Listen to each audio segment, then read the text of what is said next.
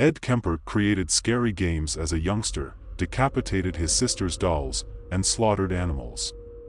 He killed his grandparents at the age of 15.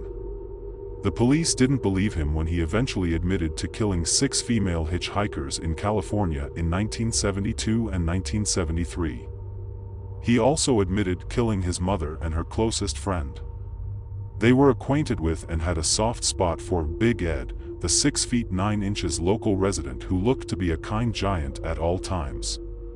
He was anything but, in actuality. Ed Kemper was a crafty serial killer who buried his victims' heads in his backyard, mutilated and disfigured dead bodies.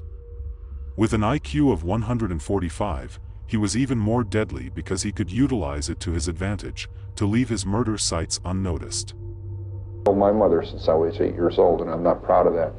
A month later, I'm up living with my grandparents in the mountains, and 10 months later, I murdered them. It made it worse to be on top of a mountain. I was literally on top of a mountain when it happened. And I sensed everybody in the world just stopping what they were doing, turning around, saw what I did, and are coming to get me. And I knew I was paranoid at that moment. I knew anybody that came up there and gave me a funny look or a fishy eye or quizzical look, I'd have blown their brains out thinking they were coming to get me. And if it had been in a city, I would have been a mass murderer at age 15. I would have killed until they gunned me down. I wouldn't have been able to reason my way out of it. I was scared to death, and I was violent. I felt my back hit that wall. I was the rabbit that always ran, that always backed away, always burned his bridges. And suddenly there weren't any more, and my back hit that wall, and I came out screaming. Known by many as the Night Stalker, Richard Ramirez was an American burglar, serial killer, and sexual predator who killed at least 13 people in California between 1984 and 1985. In June of 1984, Ramirez stabbed and sexually assaulted a 79-year-old widow, committing his first documented murder. Satanic symbols were discovered at numerous of the crime scenes, and Ramirez frequently sexually abused and battered his victims, some of whom managed to survive. In the end, a fingerprint was found, which helped identify Ramirez. Ramirez, who identified as a Satanist, mentioned Satan several times throughout his court case. He even drew a pentagram on his palm.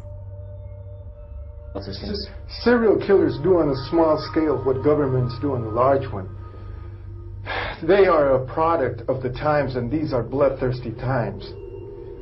Even psychopaths have emotions if you dig deep enough, but then again, maybe they don't. Do you have emotions, Richard?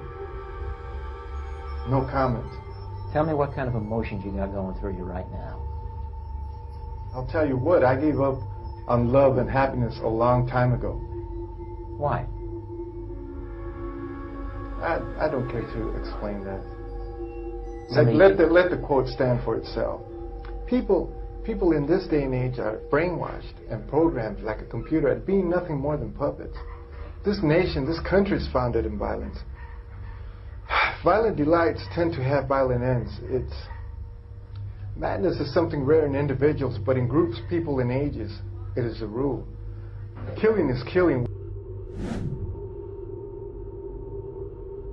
Growing up in a difficult environment, Jeffrey Dahmer had an early fascination with dissection in dead animals. Then, starting at the age of 18, in 1978 and lasting for 13 years, he killed and dismembered 17 men and boys, engaged in cannibalism and necrophilia, and preserved bones and body parts. Most of the victims he killed were poor African Americans, Asians, or Latinos. Dahmer was given 16 consecutive life sentences in May for the murder he committed in 1978, in addition to the 15 consecutive life sentences he received in February 1992. In 1994, Dahmer was killed in a Wisconsin prison by another prisoner. Immediately after attacking Dahmer and his fellow prisoner, Scarver, who was thought to be schizophrenic, returned to his cell and informed a prison guard, "God told me to do it." Jeffrey Dahmer is dead. Not because I was angry with them, not because I hated them, but because I wanted to keep them with me. And as my obsession grew, I was saving body parts such as skulls and skeletons.